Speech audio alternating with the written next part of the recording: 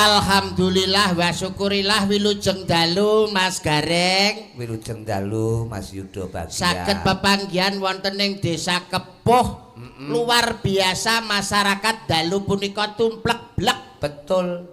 Dalam rangka bersih desa. Bener. Ngresiki jiwane lahir lan batine supaya ora ana suker sakit. Adoh saka memala, adoh saka sukerta. Caketok ing kawilujengan katentreman lan kabahagiaan Allahumma amin. Hah, hebat. Napa melih menika ngepasi wulan sing sae, wulan becik. Wulane apa to iki? Ha, wulan Sura. Heeh, Muharram. Muharram utawa wulan Sura tumrape piyayi Jawa Sura menika mesuraga.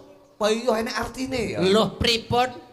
Raga punika ragangane awak sing diragoi rina lan wengi, nek reget ya kudu gelem ngragati. Apa? Raga kuwi ragangane awak. Raga ragangane awak. Heeh. Sing rina wengi diragoi. Heeh. Nek reget ya kudu gelem ngragati, seranane lewat tirakatan torekotan kados dalu punika. Kaya dalu menika. Nggih. Ngepasi dinane dina ingkang becik anggara kasih Selasa Kliwon. Selasa Kliwon maleme Rebo Legi. Lah, Selasa telu Kliwon 8 tiba 11. Insyaallah sedaya warga entuk kewelasaning Gusti Kang Maha Kuwasa, uripe saya ayem, saya tentrem Allahumma. amin. Napa melih dina anggara kasih nika hebat lho Mas. Selasa Kliwon, Selasa telu, Kliwon 8, 11 nek diitung kanthi petung Jawa. Piye kuwi? Tibane tiba apik. Maksude Sri Dana lungguh lara pati, Sri Dana lungguh lara pati, Sri. Tiba Sri. Rezekine melimpah. Sri menika dewane pangan, Sri dewane rejeki. Insyaallah kabeh warga masyarakat Desa Kepuh sing petani panenane saya melimpah Allahumma. Amin. Sing pedagang saya laris Allahumma. Amin. Sing tentara, sing pegawe, sing polisi mundak pangkate Allahumma. Amin. Hebat kaya ngene. Wah, jan rumah aku dinane Selasa Kliwon dasar Pak Lurah Pak Joni. Pak Joni panjenengan pun makaping-kaping ditinggali Wah, mriki. wis manjing seduluran. Kula kalih panjenengan wis ping 4 niki nek gak salah. Saged kepanggih kalian iki nyapa riwari ya. Wirawiri nyang apa? Jenengan omong-omongane ra kemeng ngono kuwi. Paling tidak lek aku iki Wong ki lek petuk ki wajibe omong-omongan kok. Petuk ketemu karo Mas Suwe ora ketemu lho iki. Wajibe ngobrol omong-omongan kok ganggu wong omong-omongan. Ya maksude iki aku yo melok ning kene ya paling tidak dijak omong ya ta Mat ngono kaya ya. Oh karepmu pengen dijak omong. Pengen omong.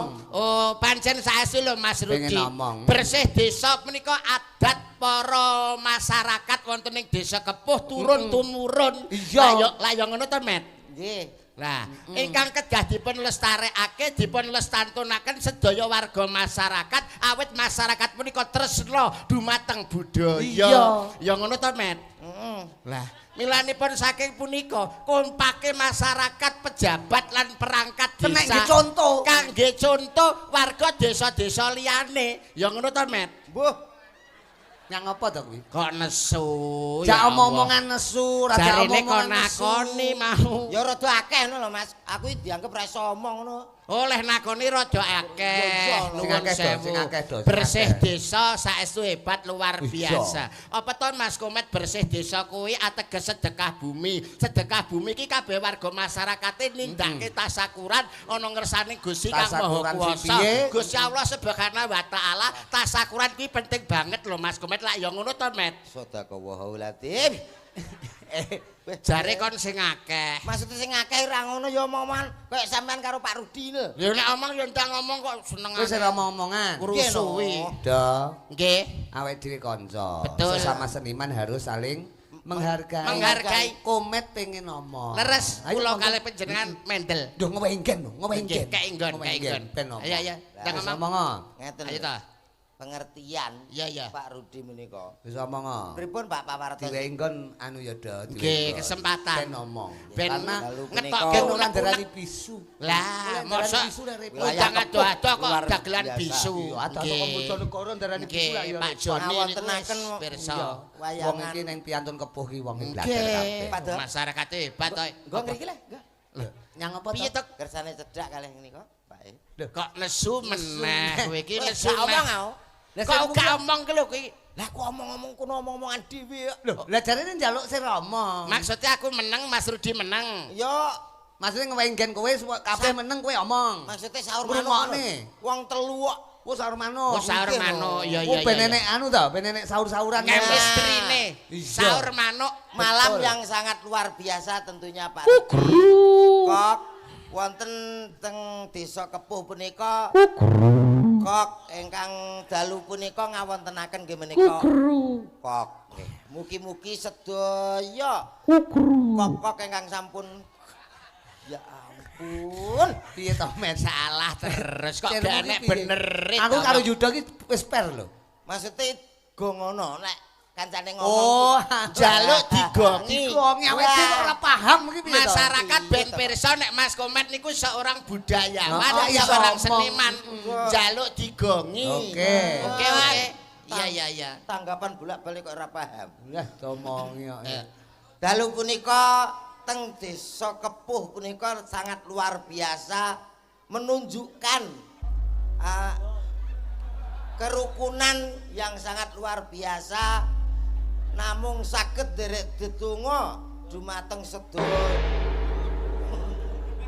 Sampeyan sapa? Aku ngomong gongi lho. Kok terus Lah piye masa keliru? sapa? Awake lemu, jane ganteng jane. Lah tapi. Tas ra sopan enek ingsun ngomong kuwi. Lah. Pangkatmu ki apa kok ingsun ki lho Wong kaya. bocah rupane kaya nyambik kok iso ingsun. Wong ki muni ingsun ki dijumbuhne karo prejengane. Nek Mas Rudi karo aku pantes, paling ora aku Yuda. Yuki Rahayuda kuwi Widodo. Rudi Ru kuwi baru di itu dimanapun selalu update.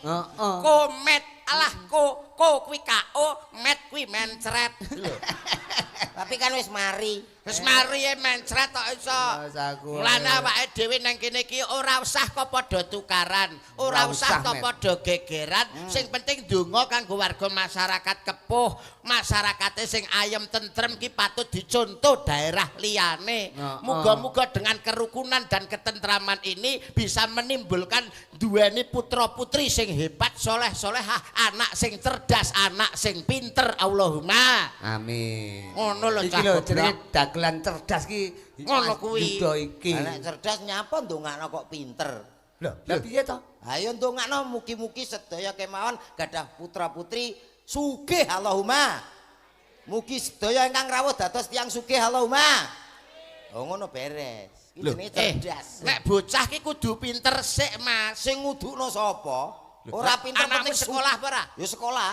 Lah sekolah iki ben apa? Ya ben padha karo kanca-kancane. Loh, ya ben pinter to. Sekolah ben Gak pinter. ora urusan.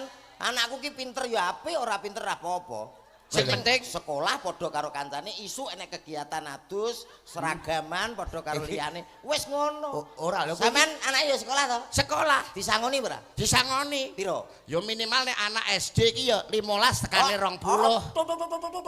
Nyang apa kuwi? Mas Rudi Umum anakku sangune 10.000. 10.000. SD. Iya. Lah nek naik ke SMP? Ya tak tambahi 5.000 dadi 15.000. Aduh, dalang kondang kok sangune kur 15 rong. Iki apa to iki? Lah bocah kok Anakku 15. Nek SMP, nek 20. Aduh. apa kuwi?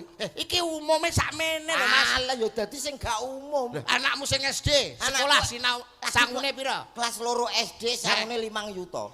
Ora entek tak tapuki. Ayo sugih. Kelas loro SD sangune 5 juta. nek gak entek Tak kawaplok. oh alah lele sogunmu ki lho rong lunas.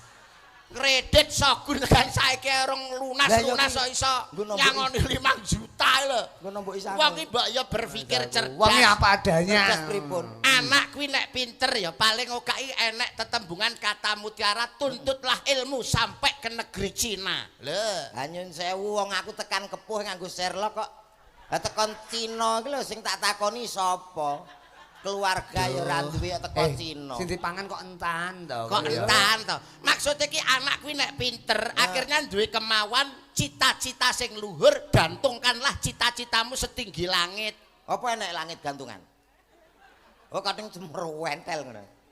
Iki piye? Tegese duweni latar belakang pendidikan kuwi lho, latar belakang pendidikan. Di mana-mana namanya latar itu mesti depan. Latar kok belakang iki jane mburitan. Latar di depan Pak Do. Lek ngomong ki dipikir. Piye to? Omong ambek sarjana kok kaya ngene iki. Oh iya.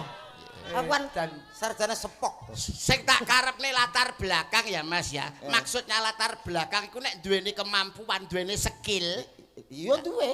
Skill. Lha iki tengen iki kiwa. Lengkap Kuwi sikil goblok. Skill kuwi kepandaian ki lho akhirnya bisa memanajemen uang jadi keluar masuknya uang. Kuwi jelas. Ya kok iso keluar masuk gitu. Masuk sih lagi keluar. Wong masuk urung kok keluar lho piye? Ya ora iso no aku. Kualik ngono Mas. Nah iya masuk sih lagi keluar. Komen kok angel men dijak omong-omongan bocah. Ora angel kok. Iki jane sing bener. Memanajemen uang dengan bekerja keras. Ini lho yang penting. Keras dulu baru bekerja. Sik, Ora kok kerja dulu baru keras. sing bener Keras dulu baru bekerja. jorok iki cah iki jorok pikirane iki. Bocahku. Ora seneng aku omong-omongan ngono Kok kuwi. jorok piye? Lah keras dulu baru bekerja ya apa Keras maksudmu? ki semangate lagi kerja lho ngono. Dengan kerja keras akhirnya punya uang pulang perginya bisa gampang. Lho pergi pulang. Wong lunga urung kok mulih lho. Kok salah terus ta aku. Ya, iki? Lah kuwi bahasa sing wis beredar di masyarakat sejak Bahasa dulu. sing wis kaprah Kaprah umum. Ning salah harus dibetulkan, bukan pulang pergi ning pergi pulang. Pergi sih umumnya wong lagi pulang. Lho ngono. Lah iya maksudnya nek dengan pulang pergi dengan mempunyai kemampuan akhirnya kan lho wong kuwi iso duweni penggawean sing akhirnya dadekno wong sugih. Ngono lho Mas. Lah kan isih kerja. Iya kerja. Lah nek wis sugih nyapa kerja? Lho Wis piye ta sugih iki? santai lho ngono. Nek jenenge wong ki kerja sik nglumpukne dhuwit akhirnya sugih. Lah kan isih susah-susah nglumpukne duit. Wong Lah terus- wong pinter urung tentu jamin iso sugih. Nek sugih mesti penake. Wong iso ngomong sedekah lah. Sedekah ki ora lokak ning tambah kebak. Bener. Iso sedekah kuwi nek duwe sugih utawa luwih. Lah nek dipangan dhewe ra enek kok ape sedekah. Wong iki mikir sing gampang-gampang wae. Sare ngene dengan profesor ini bisa membangun jembatan layang, bisa membangun masjid. Alah ngapusi. Aku tahu masjid kurung dadi tak kelompokno wong pinter-pinter ora dadi. Nanya ngapa? Oh, malah ora dadi padha bantah-bantah ngomong tok. Heeh. Aku nglumpukno wong sugih-sugih saiki dadi. Oh. Ana sing gowo semen Tapi keramik. dengan pinter, dengan skill kan bisa ngandalke kepinterane to Mas. Contohnya kayak Mas Rudi. Napa? Walaupun penjenengane dadi dalang, kuwi Iya. duwe pakaryan liya. Bisa. Contoh kaya aku, Mas yo ketoke aku iki kan dagelan. Iya. Tapi aku kan kuwi kan gak ngerti sejatine aku iki sapa. Napa to, Pak? Aku ki nang omah duwe penggawean pijat refleksi. Pijat Duwe refleksi, Pak. samben. Duwe samben. Oh pijet refleksi. Refleksi mulai ngarep omahku ke tak tulisi plang gowedi. Panti pijat moro jengat nggonku. Apa kuwi? Apa kuwi? Nggenku lho. Kok moro jengat ki apa kuwi? Maksudnya jengat niku waras, sembuh dengan seketika. Moro jengengek. Moro jengengek Gak omong langsung sehat. Bae buka ngono iki. Buka refleksi, Mas. Segala macam penyakit. Segala macam. Penyakitmu apa? Pasrah ning nggonku. Wis gampang-gampang pamane kesleo. Sing tengen apa sing kiwa? Tengen. Langsung sikil tengen candak, pijeti nil nil nil nil, pelurut serut langsung didilat. Mandi perkara dilatanku mengandung rajah kala cakra. Didilat barang. Dilat Lho kuwi ilmu kok kuwi. ilmu Mas. Golek angel kok kuwi. Lak kesleo. Dilatane iki lho sing penting. Mamane- Kala cakra. Kala cakra. Iya. Umpamane ngelu. Ngelu sirahe to. Nggih. Langsung sirahe candak cek pijeti nil nil nil nil pelurut mak serut dijilat. Blek. Waras. Mergo mengandung rajah. Kala cakra. Lah, iki lho. Apalno lho kowe ya. Apal aku. Lah balik kok. Lara apa neh? Umpamane hernia. Nek keselio ya Mas ya. Keselio ki pijeti nil plurut surut jilat blek mari. Kala cakra. Wah, kuwi Iya ya lara bathuke nil plurut surut jilat blek. Iya ya kuwi lek ngelu karo keseliu. Lah iya. Hernia. Nek bathuke ya Mas ya. Nek bathu ki nil plurut surut jilat blek langsung mari. Hernia. Ora kala cakra. Hernia kuwi lha aku sing gong sinau. Lah gak dinil-nil. Dadi ngene. Lah kuwi apa iso nek hernia? Kuwi Iso nambani kowe. Lah aku sak ndure. arep mbok nil-nil. Ora no. Sak Beda. ndurut, sak ndure tabib kok kene. Piye kuwi Kalau tambane cakra, piye? Arek. Hernia zaman saiki rak wong padha bingung nek aku ora. Lah nek kowe Nganti resepmu. ilmu Jawa sing penting wong yakin telaten. Tinggalane leluhur. Nggih. Piye kuwi? Tak tur yakin. Yakin. Apa Mas resepe? Kuwi wonge kudu sabar. Bendina ditelateni nek isuk kae nggodhok banyu, keke uyah sak gegem. Biuk diudek. Godhog banyu kayak uyah sak gegem Diudek. diudek. Dioles-oles sabar. Ditelateni 7 dina. Waras Mas. Ya dadi ndok asin. Tak sabuk. Timbang nek kegiatan. Met. Hei, Tak baca. berarti kowe kulino kowe, praktek kowe kulino. Lah timbang nil-nil. Wong edan iki kok. Hernia apa mbok nil-nil. Kowe berarti kulino praktek kowe iki kaya. Wong kok iso. Enggak, aku kae sangklir. Hei. Ora cetha. Lah sing tak karepne iki ya ora kaya ngono kuwi. Mulane awake dhewe iki sebagai seorang seniman dadi seorang dagelan aja mung jagakne ning pegawean ning ngisor tarup mempunyai kemampuan duweni pekaryan penggawean sing luweh. Ngono. Misalnya, Loh, misalkan kaya aku ngarep mang dadi tukang pijet. Lah di samping itu kan lho, anak-anakku kan sukses kabeh. Lho. sukses anakmu enak pira, Mas? Lah anakku 4. Barepe saiki ning gone UGM. Jangan putrane pinten, Pak? Aku 4. Termasuk ya api, tapi untuk keluarga berencana gagal. Yang apa? Kok gagal? Duh, semakin baik itu harusnya 3, Pak. Keluarga berencana kok telu Nek ki. keluarga berencana 2. Lah ya, tapi menurut survei kehidupan Alah, wong kehidupan kehidupan. Piye? penekanan Kehidupan kehidupan mengatakan anak 3 itu penting. Kok iso? Karena apa? Nanti yang akan menjaga kita di hari tua. Sebagai sandaran. Contone Mas. Anak pertama, kedua di sekolahnya sing dhuwur pinter men dadi pegawi. Lah sing ketiga ini kadang-kadang orang salah. Yang apa? Jangan di sekolahke. Lho, piye to kuwi? Yo no harus digoblokan. Nah, Kuwi kleru lho iki. Anak digoblok Kudu dipinterne. Lek iso taruna ngungkuli bapa. kuwi jenenge ban cinde, ban siladan kowe. Banding-banding anakmu. Bedakne. Pinter siji, pinter kabeh. ora ini menurut survei. Maksudnya Kok iso? piye? Lah, nek kabeh dipinterne, kamangka awake dhewe saya tuwa. Umure saya tua. Saya tuwa, ya ta. Nek dipinterno kabeh dadi pegawai kabeh. Heeh. Kuwi kerja nang Surabaya, Jakarta, nang luar Jawa. Aduh. Awake dhewe toleh no sapa. Ora enek sing ngopeni. Heeh, anak aku wis dadi wong kabeh. Aku dadi gawe ya ra. Ya. Ya kudu siji men digoblokne men ora klebu nang ndi-ndi, men nang omah wae. Ngopeni Sing bapak. bakal ngopeni awake dhewe. Oh alah, Lho, ya ngono. termasuk masuk akal loh Mas Rudi. Survei. Lah keluargamu itu tunggalmu pira to Mas? 3. Sing loro nang ndi kok gak enek? Sing loro nang Surabaya perpajakan. Sitoke, Jakarta lah sing nang omah. aku. Lah berarti sing digoblokne kowe berarti. Kowe berarti sing goblok dhewe. Sing digoblokne kowe. Lah iya. Kowe iki goblok kok sombong ki lho. Iso kena aku dhewe. Lah kowe sing cerita kok ya berarti lek dulurmu kabeh lunga kowe sing anu. Pancen iya, Sing Pak. goblok dhewe kok ya. Mulane ning wulan sura ki lho ya Mas ya. Nggih. Iki perlu lho ke awake dhewe introspeksi. Awake dhewe iki kudu oncek-oncek Mas. Lah ku lho.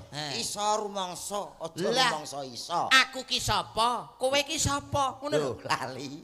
Piye ta iki?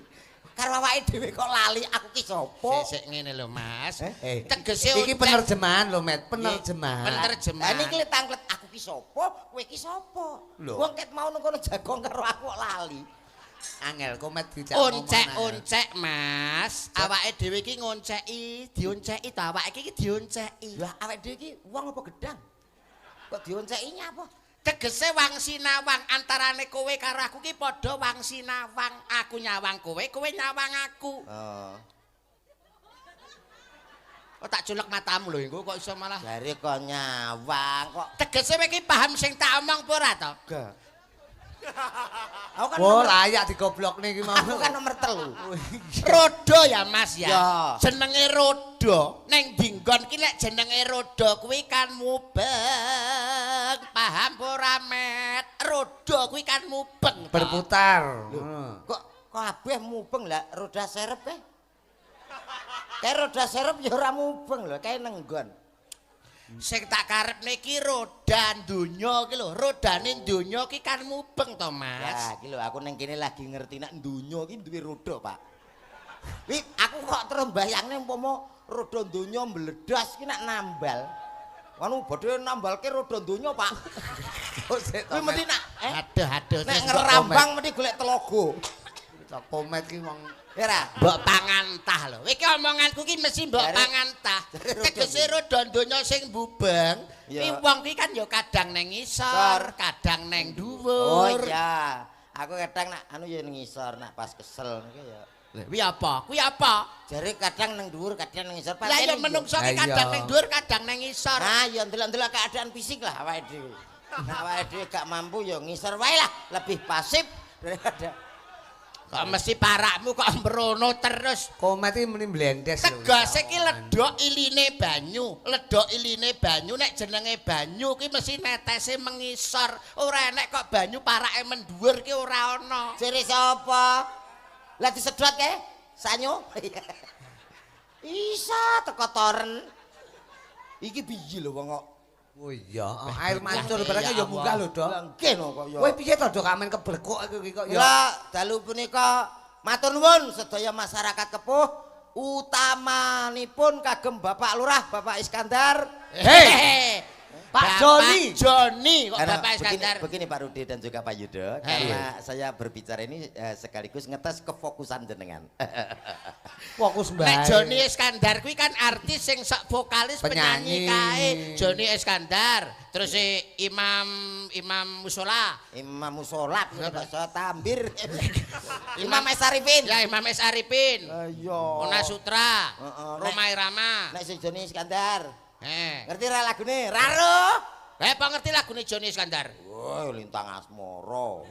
Ora enek. Joni Iskandar Biyen rong enek. Kowe iki jane paham tentang lagu apa ora ta? Kowe iki jare iki kondange Mas Komet adalah pelawak, di samping itu sebagai kalvo. Mas Komet sebagai seorang kalvo, vokal yang sangat hebat, tuntunan ngerti-ngerti bab lagu. Loh, sampean rasa aku. Para penonton saja sudah paham. Saiki umpama tak tus, umpama awakmu tak tus, tes. ya, umpama tak tes. Dites nganti tos. Buatkan lagu yang nuansanya percintaan. Aduh. Gampang banget kuwi. Lho, piye coba? Lah Roma Irama ki wakeh percintaan. Nuansanya percintaan. Heeh. Piye coba? Hidup tanpa cinta bagai taman tak berbunga. Hai begitulah kata para pujangga. Aduhai begitulah kata para pujangga. Taman suram tanpa bunga. Ben-penak ini. Kendangnya kayak iya Mas ya, kendang ya, kendang tok. Kendangnya kayak Sampeyan itu, sing Kak. bagian kecer. Kendangnya dionekne apa dikekne? Kene didol. Aku bagian apa? Dol. Nyapa dadak ngene wong kae lho enak ecek. Aja ora anu kok ya kene Wong nganggo iki ya. Heeh no. Piye ta? Hidup tanpa cinta bagai taman tak berbunga. Hai begitulah kata para pujangga. Aduhai begitulah kata para pujangga. Taman suram tanpa bunga. Beb.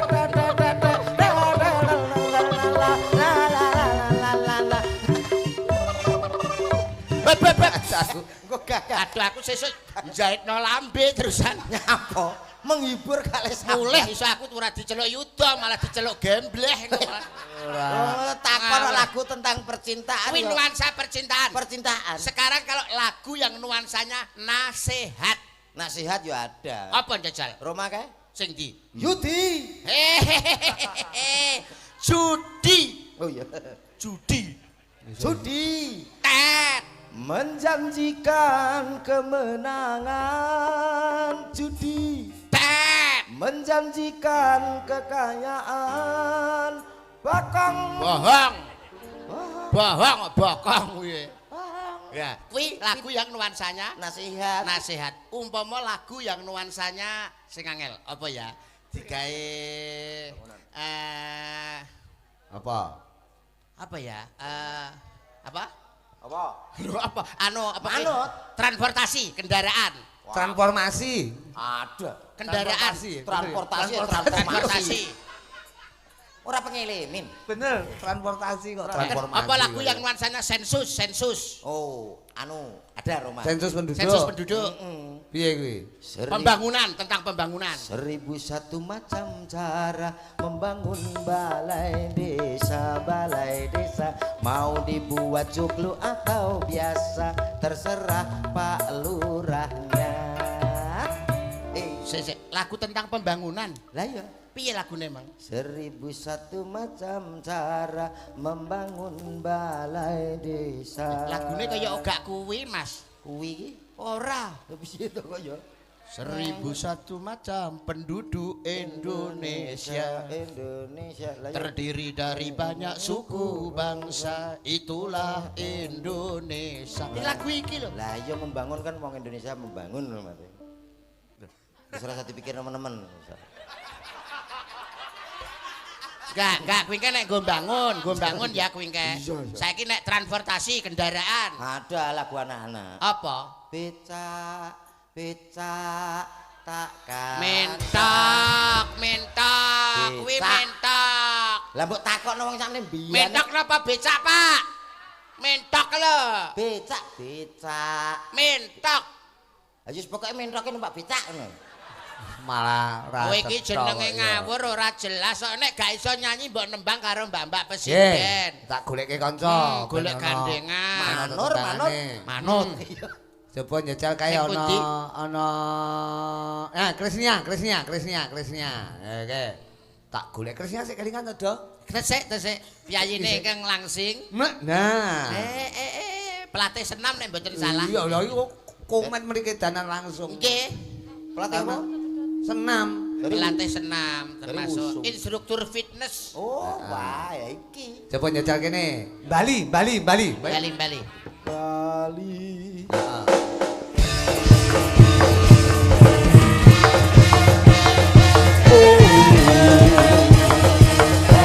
Oh, Allah.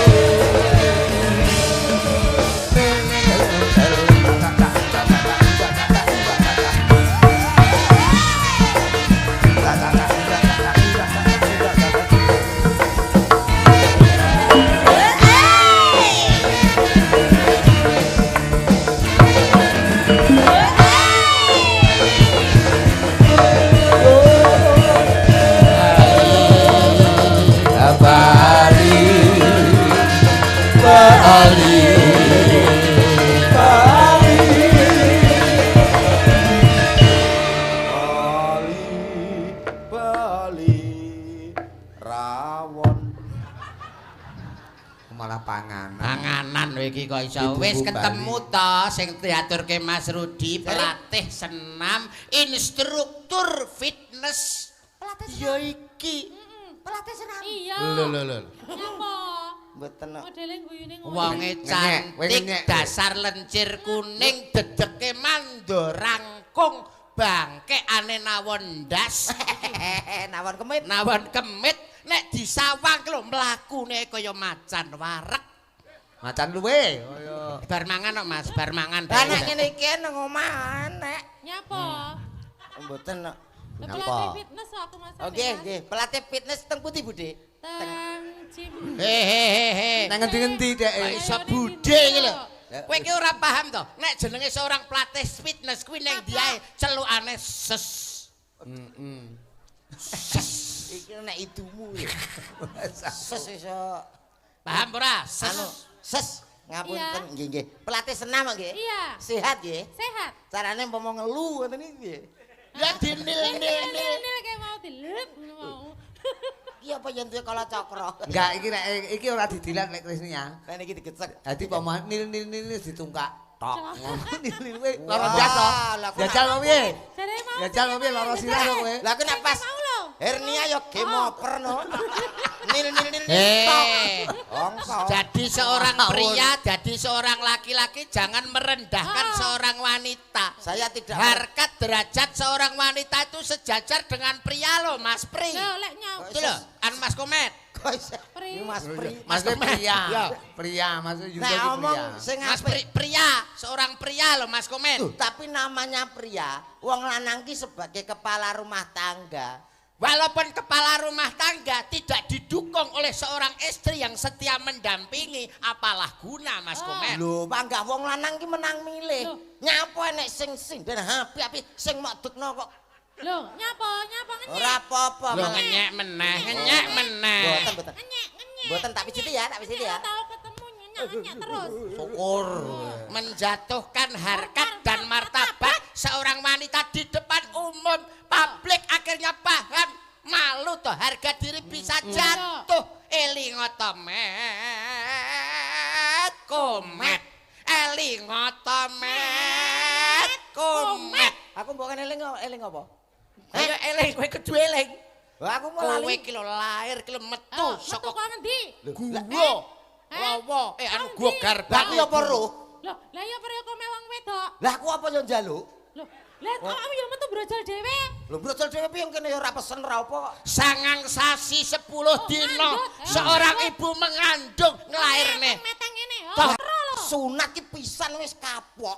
Ora enek sunat pindho, telu ora enek. Lah nek wong meteng ngono bolak-balik iso. Kene aku wis. ya ta sayang dem selalu ngenyek deh merendahkan kowe Ora merendahkan iki elingo realita. to Met ini itu eranya 2026 loh Met seorang wanita harus dijunjung tinggi karena apa Apa? sekarang banyak jalan-jalan di kota-kota besar itu menggunakan jalan-jalan seorang wanita Nama wanita. Rung ana kupingmu. R.A. Kartini wong wedok Dewi Sartika wong wedok Cut Nyakden wong wedok dalan-dalan nganggo jenenge wong wedok Lah Mas nek dalan-dalane wong wedok kabeh macet butuh dalane wong lanang. dalan apa Dalan tol. Ayo. Kuwi dalane wong lanang ta kuwi? Dalane wong lanang, Pak. Nek wedok ora iso liwat kono. jalan wong lanang jalan apa Jalan tol. jalan tol mancepene ndi Mas jalan tol mancepene ning mancepene bumi ndi? bumi Oh, ki nek wong bumi wedok terus piye? bumi uga enek pakmi nyapa tolmu dincepne bumi Apa iso, he? Apa iso? He? Apa iso, he? Wong gawe graji lho. Kok plak-plek kek. Lah ora nek. Lah salahe bumimu gelem dincepi tolku. Lho. Salah iki normal ya. ah Ayo. lah pancen wis lumrah to nek bumi iki dincepi tol wis umum to Lah iya. aja salah-salahan paling tidak ketemu dengan wanita secantik Rukun, ini. rukun. Sing nyalano sapa? Aku rak ngomong. Pilihan oke nyapa ngono. Lho, nyapa? Ngenyek Ora neh. Cantik ora? Ayo. Cantik. Aku cantik ora? Cantik, Tenan? iya, Nyapa kok modele kok mlengas-lengos ngene? wong langsinge kaya kene lho Aku nak ngene iki nggo apa ya? Gak ada tantangan nak kamu kan ada ya Ra. Apa tantangan? Kuwi njajal anu, Lebih sulit lah. njajal Met. Ya. Upama anu nembang duet karo iki apa karo Mbak Krisni. apa isa Nembang kowe duet. merayu apa Kowe isa ben ora menghina terus. Lilih, sekali lilih. tempo ngalembono. Lek rogon atine iki lho rogon Rayunan ngono lho. tak rokok aku ditapuk Lha iya no kaya tegese ki ngrogoh supaya iki kelilih Ben luluh, luluh atine sing dirogoh ki rasane. sing mbok Lah aku rogoh panggah iso nyanyi lah iki. apa lho ngenyek Nyek. Iso. Nyek sampean iso. Ayo Mas, C Mas C. C, mlayune nendi C iki? wok Hmm. Masak. Cek mlayune ning apa? Mana kakimu? Tangan. Tangan masane ngene iki apik kok. Angitku wis umum ngono. C tak pira. Sering andai kau tahu aku mencintaimu di dalam hatiku telah terukir indah namamu andai ku tahu di pinggir kali ku tahu malah ngene kan terima hei lagu romantis nyapa nang kali lah piye to lagune aku lho Lah lagumu ngono kok ya. salah Anu lagu iki kaya aku lho, cene sak pira macene tadi? saya sak mono mau Nima tadi Mas kesayangan Ngono, Met. kaya ngene rasane ati iki. Ayo. Ganggu kowe. Nyalai aku. Aku pas nyanyi aku srarararat ngono. ora Pak Enak pas nyanyi mesra-mesra. Lah kok wis saka kaduan kowe mrene srarararat. ora aku Ngece sampean ngece. Ngece kowe. Mas kowe iki. Ha. ora ngono Ngece. oh masalah oh kok ngono ta aja ngono blangkon wis enak Enak wong mesra-mesra kok srarararat ngono. kepuhi wingit bayar Nyapa. Kok iso? aja ngomong Apa? sinden ngene sing malih nuk mburi Apa? endi Nyenyeh. iki apa to ora Iki lho. monggo Dek Ora cetha. Nembang. Coba kowe genti Wis ora njajal. sanggup Sapa ora kok, kowe? apa Lah aku pas nyanyi, Mbak. Rarararat ngono kok. Ganggu kowe iki ganggu ya. Walik Dek. Met. Oh, Met. Sing mau untir ki ndasmu aja Ndase. blangkone. Kudune ngono. Ayo coba, Ndang. Yo. Tahun terne ya. sebelah lagu Langsung nyanyi ya iya no. menenge lho Pak aja melu lho engko melok Saku. Dalah ora ono Terus asirku wong yo kene Solo ya bebas ngombangi ya. kumbangan kok jenenge. lah aku tau ya limbukan karo dalang sapa nang kae Heeh. nyanyi ki buek dhek kuwi ketutupan kuwi yo limbukan Lah yo kuwi yo hiburan kok. Apa? Apa kuwi? arek aku to Ya disiarne ta. Yu. ki innalillahi Andongane aku mati. Iya ta, tak wah rasane kok. Mati lho sampean ki. Aku lho sing meger-meger kaya ngene. mbok demetak kok kerasa ya Ditapuk kok iso. Ditapuk. Ya. Ya. Oke, spesial untuk masyarakat semua desa Kebo. Ada si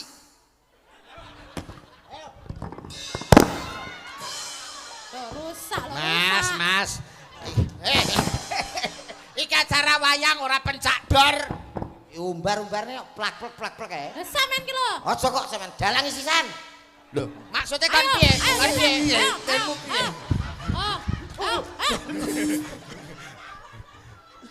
Nantang-nantang bareng ditenani kok. Gua penara, Pak. Gua arep mlayu. Tembangnya apa? Tembangnya apa? Pon sing nikasaken nak kula napa-napa saged. Apa? Manut sampean lintang asmara? Ken kare niki mikir kula damel kita tawar nggih. Lah tinggi apa? Mikire ora suwi sedih lu. Nggih apa kok kita tawar? Masamu kancane masur Apa? Dibantu satu lagi boleh? Ya, ya. Oleh. Dibantu. Oleh. Iso no, iki nek gak dibantu kok iso. Oh ngono. Ngenyek terus. kowe. Asline kowe senengane gandengan ngenyek kowe. senengane. Sing di? Bantuane sing di? Sirotil pat momen. Mega. Mega. Yo Kang ngadeg kok Kang. Diitung siji ngantek Niki berarti. Iki. Yo, lagi Kita lho. apa Mega? Yo, Mega. Sindi. Iki. Wo Intan, Oh, Ngono, Intan apa kene, Mega? Entar. Yo. Coba nengok kae Intan kae. Intan. Diitung 0 4 5 6 7 8 tang ting tang ting tang. Tang ting tang ting tang. Cendol. Saiki iso ngono ya Pak ya? Lho iso. Sampean iki. Iso ya iso. Ji loro telu papat lima enem pitu wolu. Tadi tang. Tinggal sampean. Paisa kowe. Daya ki ngene iki. Paisa. Ji loro telu papat lima enem pitu wolu. Tang. Hei, nanti Cacang. Padha ngopi ya. Padha ngopi piye? Maksudmu piye ta? Alah rombongane kono ya pangkat nyalai aku. Rumah saku. Selamat malam. Weh. Lama tak jumpa. Den kecewa kowe. Jenengan sinten? Kecewa. Iki cah loro Jenengan ki. sinten? Aku Kok Robi. nemplek-nemplek? Kok lancang kowe wong lanang apa kowe iki? Lho kan kene karo kene lah, kene karo ngene lho. Oh gandengan. Oh, njaluk karo aku. Mok reken trek gandengan kuwi. Pasar. Sinden ki mok reken trek. Ayo. Kok ngenyek-nyenyek aku saiki golek kuwi. Apa milo. Wong lanang koyo ngono lho sampean. Lah nyapa akeh pilihan. Brengosmu le putih wisan. Brengosmu putih. Gak apa-apa timbang kono. Ayo. Nyapa? Iki pancen turunan Anggora dadi ngose. Rumah saku. Anggura kaya- Ya wis, komet karo Intan. Krisnia kali Mas Yudo. Ora piye? apa-apa. Kowe ora ngerti kan iki nyapa kok kaya ngene iki. Iki kesiku karo dewa. Iku nek wis genep 17 taun, Ya. badar sejatine wujud. Lah, berarti ramale. Kuwi Lah, kok badhe iso? Lagi wis 17 Oh, dewane lali berarti. Kliwat. timone kelalen ngono rumah saku kaya Nyanyi ya, putri Dik? apa? Tembange Nyanyi apa, Mas? Apa? Apa? Ketresnan sejati. Seperti cinta kita berdua. Oh, Alah, awake dhewe ya iso ya Oh sayang. ya sayangku. ket seprono sprene panggah ya? Heeh. Anu sepurane ya pengenane VC tak pateni. Biae. Lah, alah. Oh, HP ku le Oh, rusak. iki kemoncosen. Ora wingi tok lho dhek VC nganti tekan saiki dolan to. Mripate kan VC. VC mripate. VC video cal. Oh, sing dipateni ora HP-ne ta? Mboten. Mripate ta? Matane niku lho sing VC niku. Rumah saku. Tembange napa niku mau? Bersama Cakra Budaya ada Oh, iya. Katresnan sejati. Oke, Dan oke. Os. Oke. Ora sahur. Wah. Komet tangane Wileh. Ayo. Ada Cakra Budaya.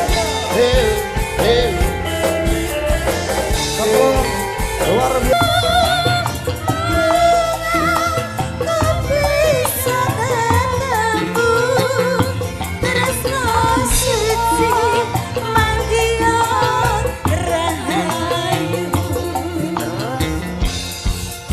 Goyang kembali yo. Tiba. Oke. Yo. Buat warga masyarakat Kepuh, Papar Kediri. Eo.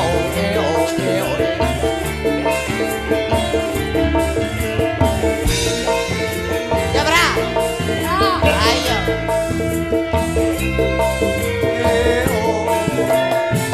Tarik lo. Tresno terus disekseni. ing tengah Hei.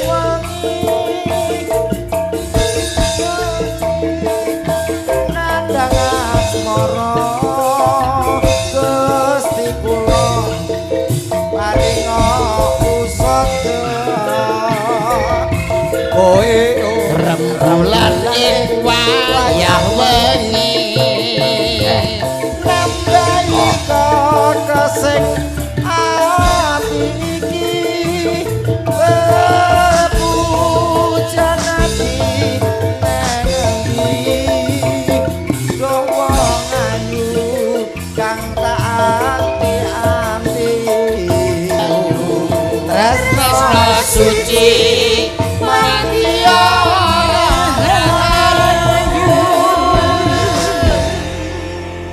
Apik Hebat. Tembang ki lek wong loro kan duet. Betul. Nek wong papat ngene apa jenenge? Kuartet. Kuartet. Nek niki mencret. Jadi Rumah saku. Komet rumet.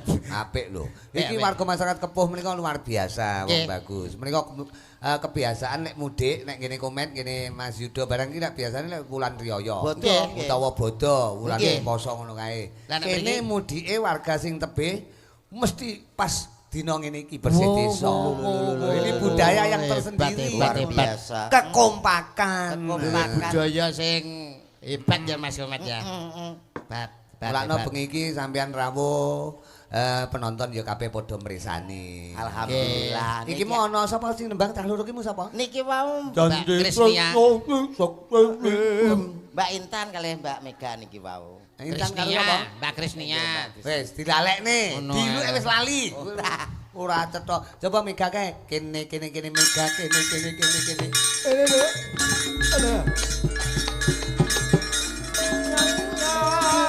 Dari balung rondon ning kalapa. Rumasaku ora nganggo manuhara.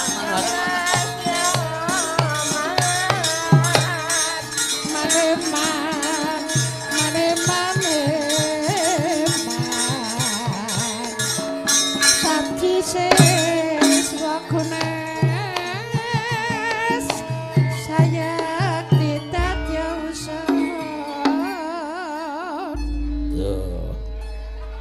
Ora lho, sindene kok sinden Komet ganggu ae. Aku ya kono. Kowe no. Lah pas terakhir kene iki Mbak Sagok aku tak malah ngono. Iki mau tilus sawetara nganggo srempekan ngene iki. Nggih. Nyatane nyinden ya apik lho. Loh, pripun? Yuda genahi saka komet mau piye? Iya Mas. Piye nek nyinden piye? Cilik yo pas, gede yo pas. Enggak syukur yo Mas Mitra. Masa aku Ora jelas awake dhewe ketemu karo Mbak Mega ki lho kaya kejugrukan Gunung Sari keloberan Segara Madu to. Lah wong ayune kaya ngene umpama jejer karo kowe kan ya lho. Ibarate kaya dewa sing ngeja wantah Mbak Dewa iki kaya Komorateh, kowe kaya Komodo ngono lho. Jan pas. Pasangan idiot. Idiot. Lah piye kok komodo? Mosok Mega gandeng komodo. Ora modele wong-wong ki nek aku jejer sing model ngene iki kan kemiren. Kok iso kemiren piye? Ah. Lah nek aku karo Mbak Mega kan ya cocok, Lah. pasangan ideal. Tir padha irenge, sir padha senenge, dasar sosok wadahe kendi cocok rasane ngati. Saiki ditakon Adik Mega. Nggih. Kalau misal namanya punya kriteria, kalau wong lanang sampean pilih wong lanang ngono kira-kira sing hobine apa? Mancing. Iki kabeh iki senengane mancing iki. Iki. Mancing. Penak men. Delok engkas ketularan iki. Wis, Siapa? gak omah wong mancing kae wong rada Siapa? Mancing itu golek inspirasi lho, Mas. golek inspirasi apa kae wong gak genah lho kae. Kok iso mancing wong ora genah? Wong nek waras kae enek udan ngiyup, wong mancing yo ora lho Mas. Piye? Udan yo malah nganggo payung nang tengah ora-ora lho. Lah ya kuwi golek inspirasi. Kuwi perjuangan supaya entuk inspirasi. Lah mbotang langsung tuku nek wis. Rumah saku. Yo ora enek anune to. Lah nek kaya Mbak Mega iki wonge cantik, ibarat karo aku kan ya cocok. Upama awake dhewe bernostalgia jalan-jalan ke Pulau Dewata Bali, kita berenang di pantai. Aku berenang, kamu juga berenang pakai bikini yang aku belikan warna pink. Begitu indah dan mempesona dirimu. Anu nang Bali to? Aku yo melu kae. Apa? Nang Bali, aku melu nang mburimu. Wes dadi apa? Lho, aku bakal teh kae, Pas. Aku Wah. bakal teh kae aku. Lali. Setelah kita berenang di Mega, tentunya kita capek. Akhirnya kita tidur di hotel berbintang 5. Kasurnya empuk, AC-nya dingin. Kita berdua berpelukan. Bintang 5 to? Aku nang kono kae. Masa? Wes dadi apa lho? Lali sampean. Aku cleaning service. Aku melu kae. Oh, sing anu kuwi. Lali terus bocah iki. Kok aneh. Habis tidur kita lapar, kita masuk restoran, aku pesan makanan yang paling enak. Aku pengen makan hamburger. Hamburger. Kamu makan apa? Aku makan spaghetti. Spaghetti kita makan berdua, kenyang. Nang restoran to?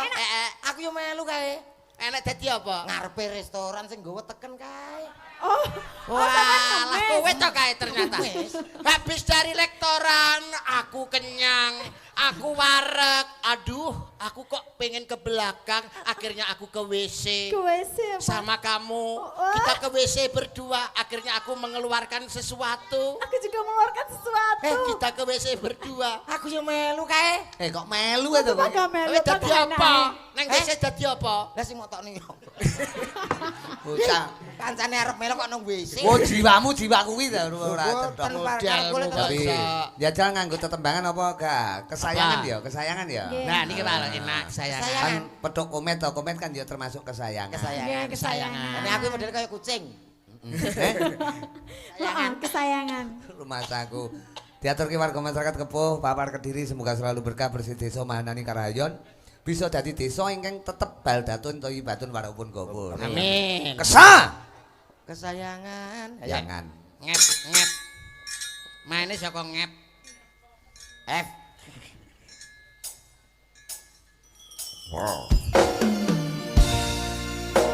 Masih bersama Cantika Indonesia Cakra Budaya.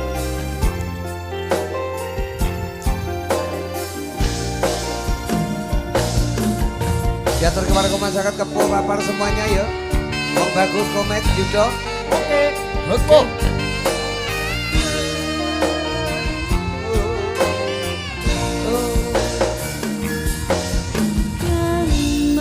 Dalam sayang. Kesayangan goyang apa rasane ati iki suwe ra krungu pawartamu bingung rasane nandang rindu Oh, rindu karo komet.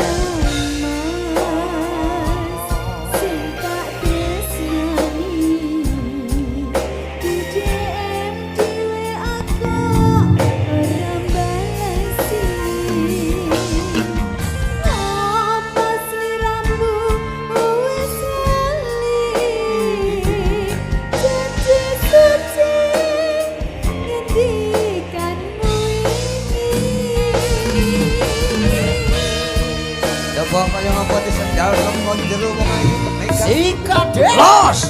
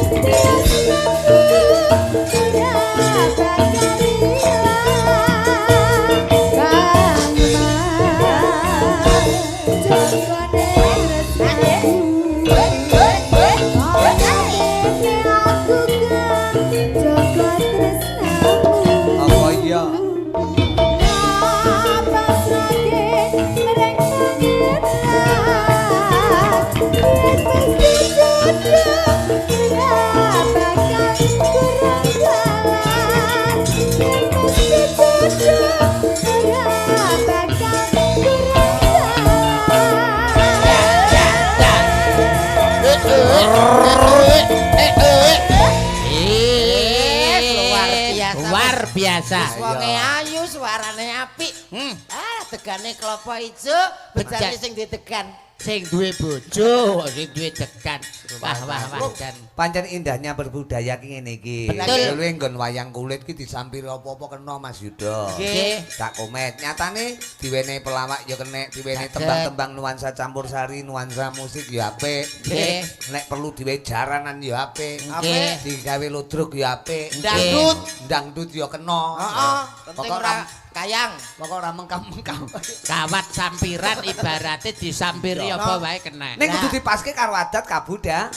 Kabudayaan awake betul. dhewe. Leres, Adat leres. ketimuran, ketimuran. Ibu, pilo, timo, pedes.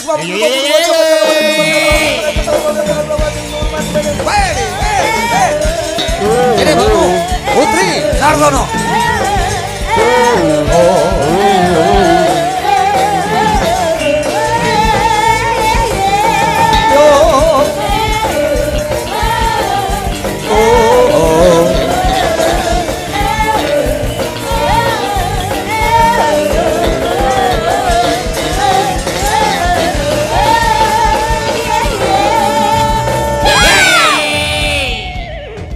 Mbak Putri Sartono, putri iki tegese pupune tansah dipepetri, mulane ngalor ngidul nggawa nyamping jarik nganggo kebaya, pupune tansah dipepetri. Sartono kuwi sarta ana, endi wae dalange ngasta mesti ana. Iki lho Mas. Aja macem-macem lho koyo lirak-lirik karo Mbak Putri. Lho, mripatmu tak julek lho, matamu tak julek lho. Mataku treyo ngene kok.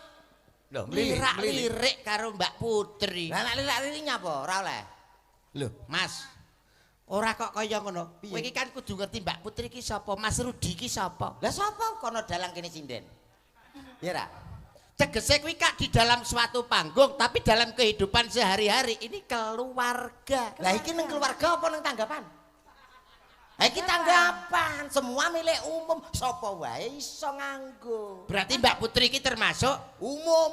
Wah, umum. Cara montor, Ya kok wape iso di ngumpaki. plat kuning. Plat kuning ngono. balenono, balen rene. Maksudnya, anu, kene Oh, omong iya. Jelas ngomonganmu jelas. Omongan sing halus. Kula mboten melu-melu lho Ora Mas. pati paham to, Dok. Nggih, ora paham, Karo Mas. seni berkesenian berpanggung ki ana ora pati paham. Tulung lenggah kene wong. Tulung bagus. lenggah. Tadi ngomong kali kula. Wis yo pengen cerita, pengen roh tulang Sapet jagong, sapet jagong. Kene Kula lenggah. repot. Lungguh kene. Ora urung nyetok. Mas aku ora kadung tak siapi kok ya. Rumah aku ngatur tetembangan mumpung mriko mapan wonten kepuh papar. Kene iki ben taun mesti ngeneki pagelaran Mas. Leres. Dadi piyantun kene iki berbudaya terus nguri-uri adat kabudayaan wayang kulit. Wayangan ora mung bengi tok, awan barang. Awan ki Mesti wayang. dari dulu sampai sekarang wayange awan bengi. Oh berarti ini siang wayang ruwet.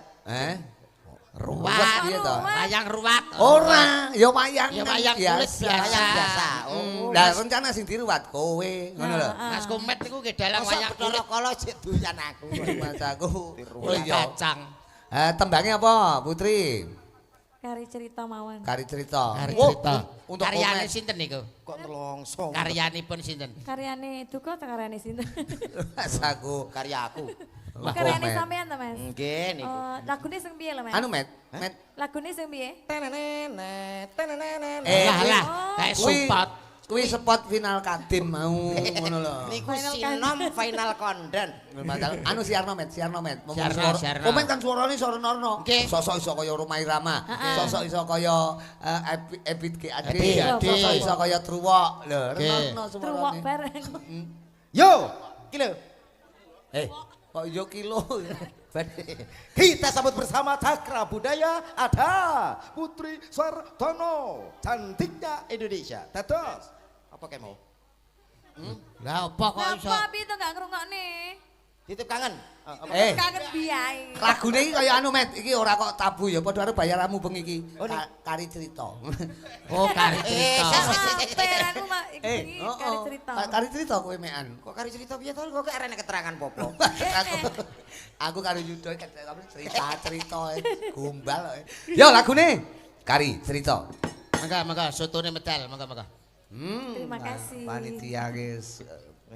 Ya. Yo. Untuk masyarakat Kepo. Buat Pak Lurah, warga masyarakat berkah selalu, sukses selalu. Kepo punya.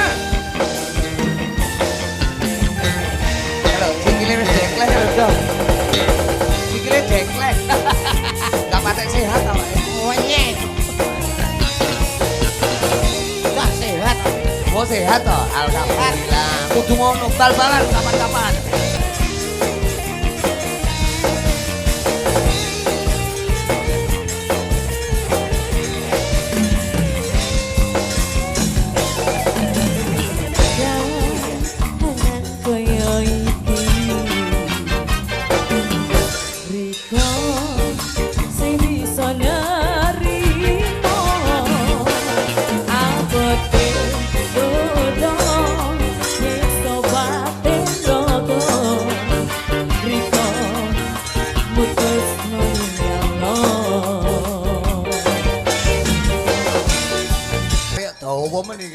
Rawancak ter ya kompak Mas. Oh ya ngono lho takrab budaya. Liru Takrab sithik budaya. Padha karo grup komet ki apa? Komet grupmu. Anu padha mlipir. Ngapur. Grup apa jenenge? Grup biak grup yuk. Campur sari. Campur sari kita. Heeh. Lagi bancaan buyar Mas ke. Judule Angon Leno. Angon Leno. Iki kok ngeten wong bagus Nggih. ana Mas Yudo Mas Komet matur sembah nuwun perkara tembangan mengko gegojekan diwacuti ngono wanci goro-goro digolek wektu kang luwih Barokah. bawira. Bawira. Nggih. Timbaku didongake warga masyarakat Kepuh semuanya, Pak Lurahe, Pak Kasune, para Bapak Ibu perangkat juga Pak RT RW semuanya warga masyarakat. Manggih katentreman karahayon seger kewarasan murah sandang pangan rezeki ya wong bagus. Nggih. Kripik gedang kripik telo titik dang watone rata suwana ngasane Kanjeng Sinuwun Mas Yuda. Suwana ngasane Kanjeng Sinuwun Mas Komet. Sinuwun sapa jenenge? Sinuwun sapa? Sinuwun Duryu Dono. Dono. Nggih. Dara muluk wae Duryu Dono. Ya ndak suwana ngasane Kanjeng Sinuwun terima kasih wong bagus. Nggih. Wulan mulut lairipun Kanjeng